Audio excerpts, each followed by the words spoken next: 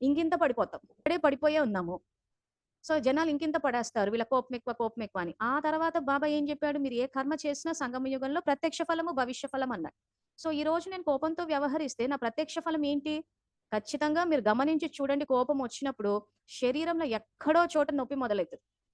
కొంతమందికి హెడేక్ రావచ్చు, కొంతమందికి గొంతెండిపోవచ్చు, కొంతమందికి నర్వ్స్ అన్నీ నొప్పొస్తాయి, కొంతమందికి హెడేకొస్తది. సో, ఎక్కడో చోట బాడీలో దాని ప్రభావం అన్నది తెలుస్తది. అంటే ఇన్‌స్టంట్ పనిష్మెంట్ అంటే ప్రత్యక్ష ఫలం. భవిష్య ఫలం ఏమవుతది? భవిష్యత్తులో గూడా దీని యొక్క ప్రభావం పడుతది. సో, ఇప్పుడు కోపం తెచ్చుకున్నామంటే అలా తెచ్చుకుంటూ పోతే స్టేజ్‌లో బీపీలొచ్చేస్తాయి. అంటే బ్లడ్ ప్రెషర్ పెరిగిపోతది.